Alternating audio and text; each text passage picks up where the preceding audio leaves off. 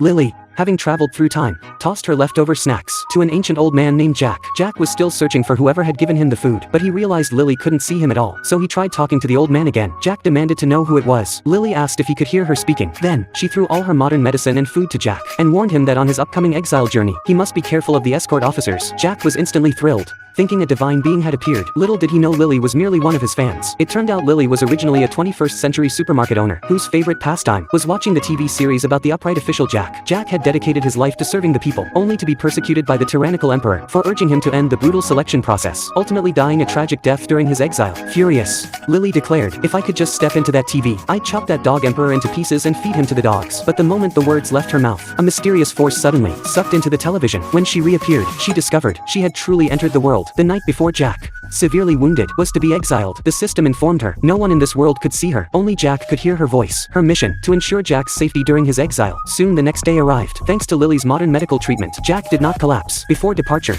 the people, filled with passion, demanded to save the man who devoted his life to them. But Jack refused to burden his people, taking his family with him. He set out on the perilous path of exile. Meanwhile, Lily realized that during their exile, Jack's family would most need convenient, nutritious food. Without hesitation, she asked the shopkeeper for 300 rice balls. The shopkeeper questioned her massive purchase, asking if the apocalypse was nigh. The shopkeeper admitted he'd read plenty of novels. Soon, the 300 rice balls were ready. Just then, it was mealtime for the exiles on the road. But the second daughter-in-law, accustomed to refined grains, couldn't stomach the rock-hard flatbreads. As Jack was consumed with guilt, Lily suddenly drove up on her tricycle, offering food but insisting they cover it with clothes. Jack hurriedly stripped his third son of his clothes. Then, the third son watched his clothes float in the air, drifting slowly. He thought ghosts were haunting them in broad daylight. Even more terrifying, his father was thanking ancestors in midair. He immediately thought his father had gone mad too, urging him not to grieve so deeply, that health mattered most and time would heal. But the next second, he saw the clothes were packed full of food. Meanwhile, the second daughter-in-law was still venting her frustration, arguing that Jack shouldn't have stopped the old emperor from selecting a concubine, claiming it was his fault they were now reduced to eating such meager fare. Just then,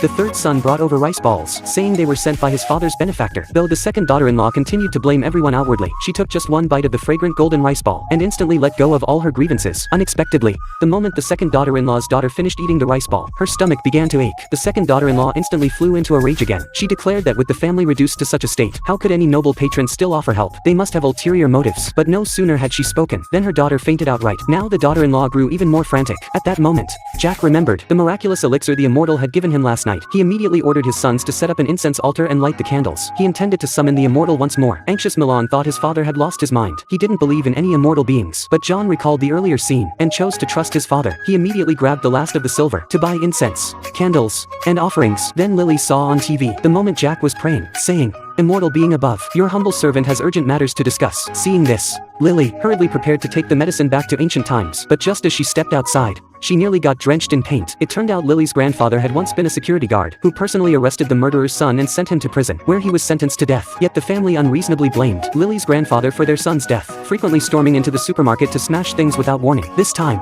however, as they prepared to smash the TV, a bolt of lightning suddenly shot from the screen, reducing him to a charred husk. Lily shouted angrily that she must save lives, a matter of life and death. If they dared stop her again, she'd fight to the bitter end. Neighbors nearby couldn't bear to watch, and warned them not to bully Lily. Seeing the community rallying behind her, the aggressors stormed off in fury. Meanwhile, the second daughter-in-law, seeing her unconscious daughter, knelt directly before the constables, begging them to lend money for medicine. But the constables had secretly received the emperor's order to humiliate Jack thoroughly along the way, so they replied that lending money was only possible if Jack knelt before them. Seeing the immortal still not arriving, and her granddaughter's life hanging in the balance, the once stubborn Jack had no choice but to abandon all dignity, and declared he would kneel before them. The officers mocked the renowned Jack, a prominent figure in the imperial court, saying even he would kneel before them one day. Several officers laughed at Jack, urging him to kneel immediately. His family watched the officers' contemptuous faces, filled with anguish. His son protested, insisting he must not kneel. Yet, for his granddaughter's life, Jack bowed his head and knelt.